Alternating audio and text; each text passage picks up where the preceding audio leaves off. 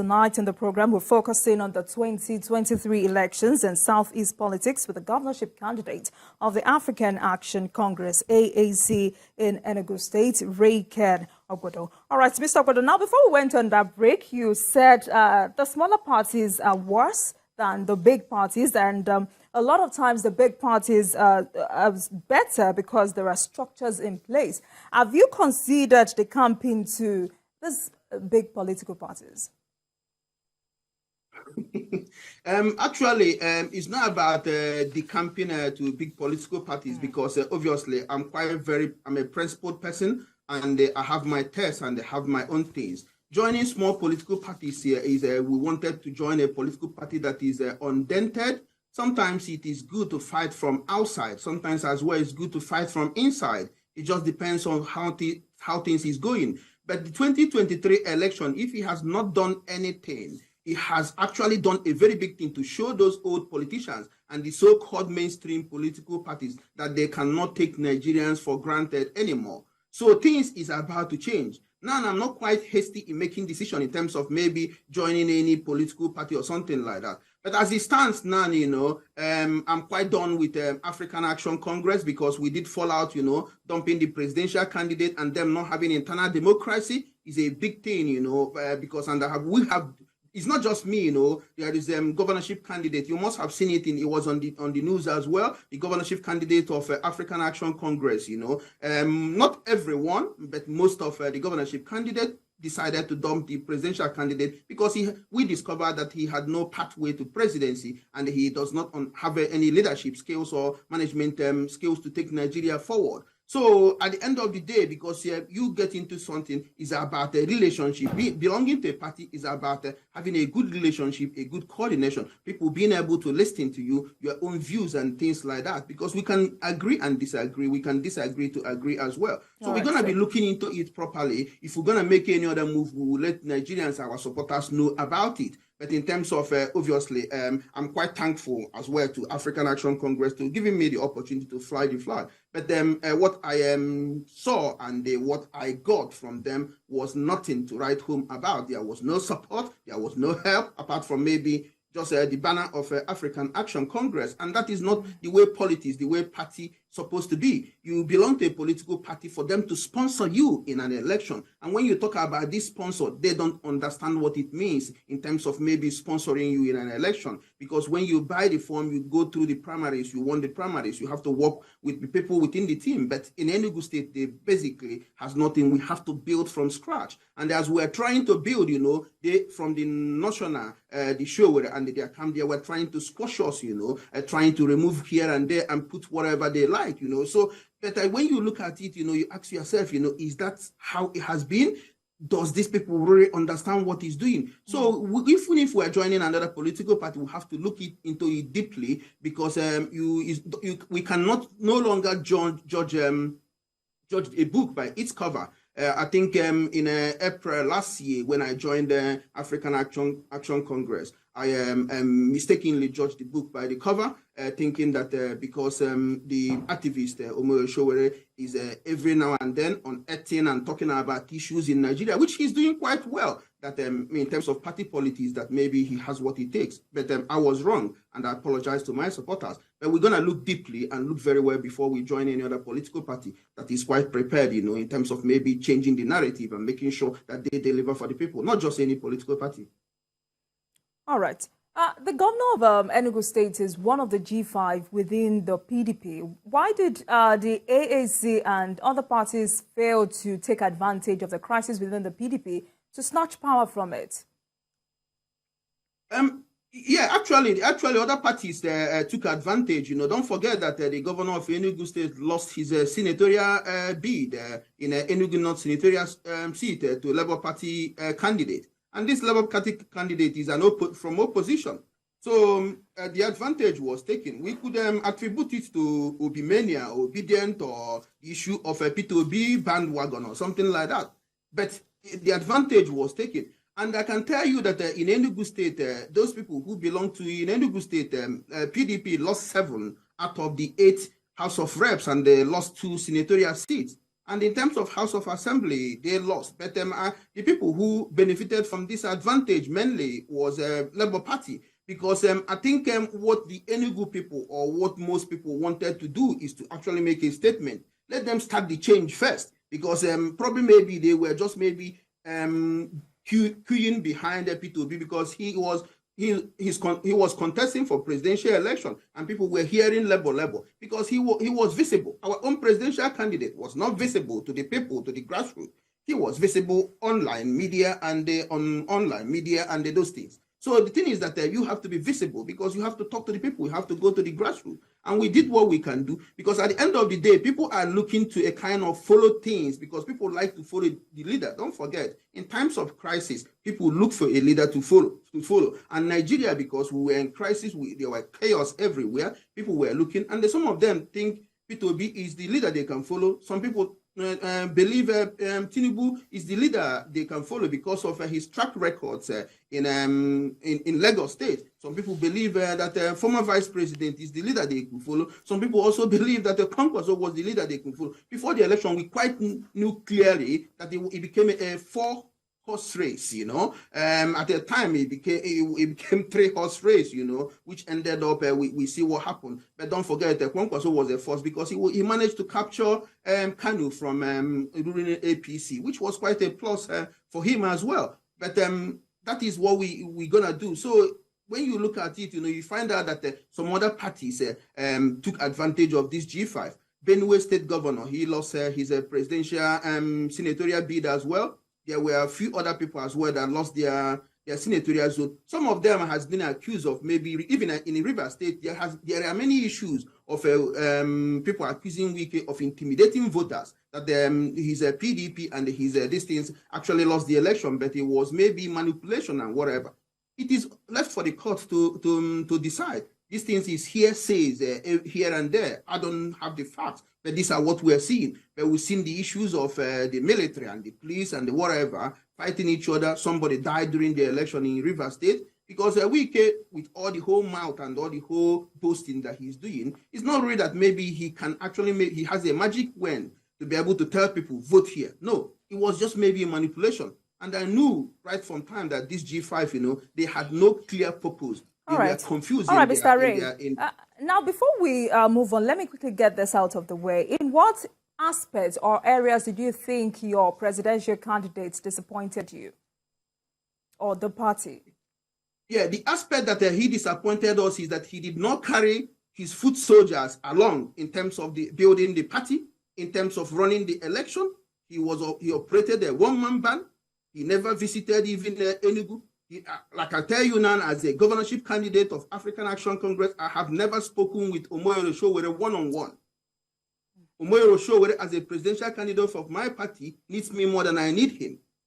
Because I need to capture Enugu for him. We need to work together. And when we think, because for some of them, because they had issues in 2019 of some after election of them having issues of going to court claiming that people hijacked their party. So they were quite wary about anyone who is new in the party, and it affected a lot of us who came into the party to actually contest election. And they accused us that we are looking for party to hijack and sell out. I contested my election to the end. I did not step down or endorse or align with anybody. We did our election campaign it all through, but they were busy campaigning us and trying to squeeze us and trying to control us. But what they don't understand is that for you to wake up and say you want to contest for a governorship election, that you are actually determined and you know one or two things in leadership and the management that you want to offer. But they didn't really maybe want to build the party in anywhere. You can go and check it anywhere. So this is quite a very big thing. And it's not just because he was our presidential candidate. The painful part of it is that he was our national chairman.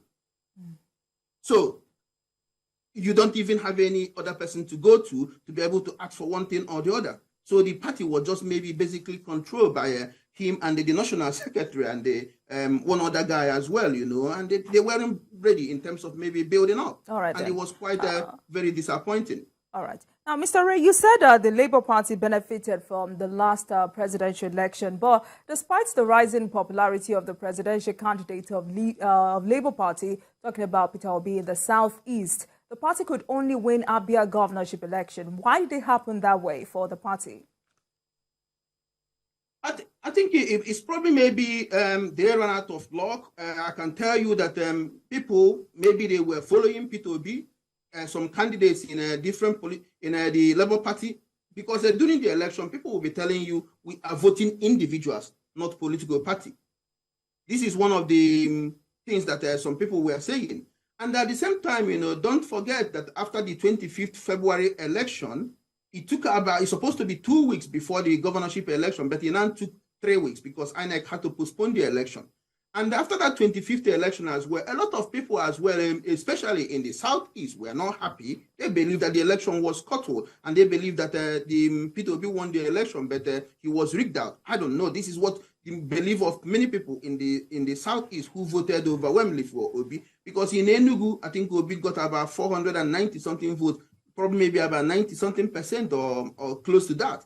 In Abia, he won. In Eboya, he won, and in Anambra, the same thing. So when it comes to the state election, some of those state as well has different political parties. In Enugu is PDP, in Eboya is APC, in Abia is PDP.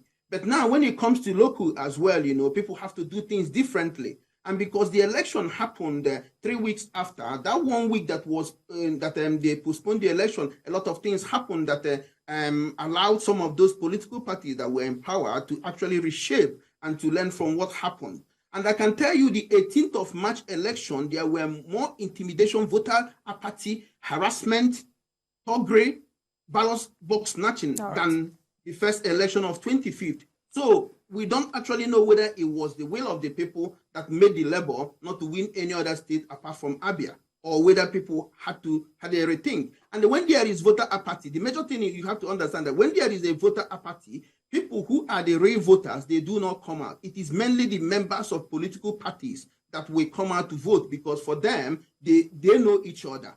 And in Enugu, it is PDP that has more members, Labour has members. Our own party, we don't have much members. So with the voter apathy, it affects people, commoners, who are supposed to come and vote for us and other political parties. So that is a very big major thing that might have affected it.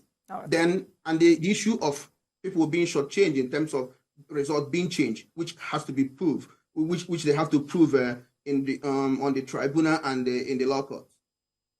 All right, let's talk about INEC performance in the election. How will you rate it?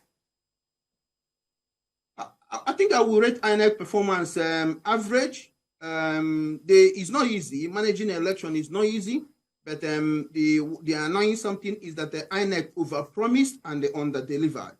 As a supposed accountant, I'm going to say a supposed accountant because I read accounting in my BSc. I'm not a chartered accountant or whatever. There is something we call prudential accounting, and there is something that we say that it is better that you underestimate your income than overestimate your income, because it is better that you tell a chief executive that you're going to return 10 million profit at the end of the financial year, and now you return 100 million, than telling them that you're going to return 100 million and at the end of the day you are bringing in 10 million. They're going to think maybe you have taken the other 90 million to your own pocket or something like that. So INEC, they marketed, and they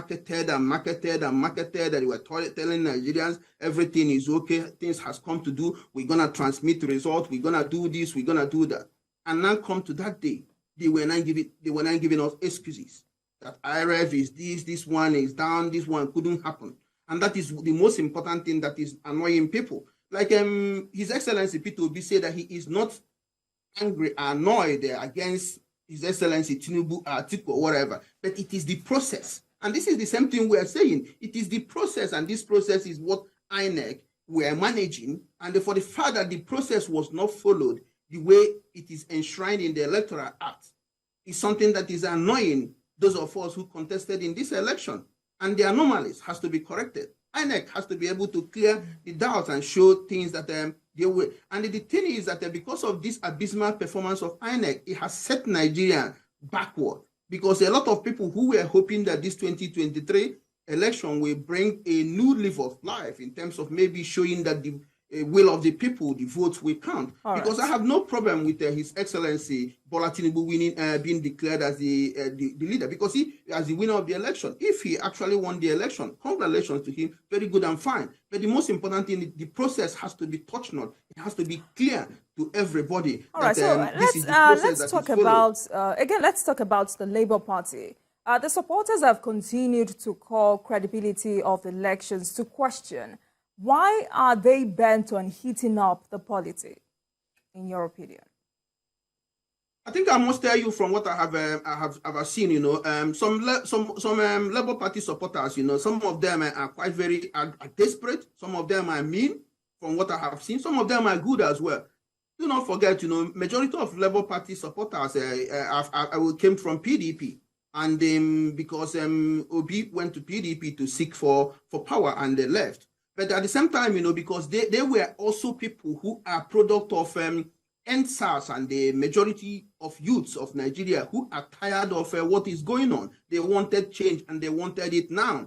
And they believe they fought for this change, and they stood for this change. And they believe because of the way the electoral process did not go well, they believe that things happened that made the result that has been declared is not the right one. That is why they are unhappy. They are angry. But the most important thing is that their leader, Peter Obi, even yesterday issued a statement calming them down, saying that they are taking the right process. They have gone to court. They are following the process to make sure that their mandate, his mandate that he said he has gotten, is restored, and they give him back to him. And we cannot just maybe accuse the people of Labour Party of heating up the polity as well. There are some elements and in APC that are also heating up the polity. People like FFK, Fani Kayode, and some other people. There are people in PDP as well. Somebody like Rino Mokere or something like that keep on bringing one thing or the other. There is even somebody as well.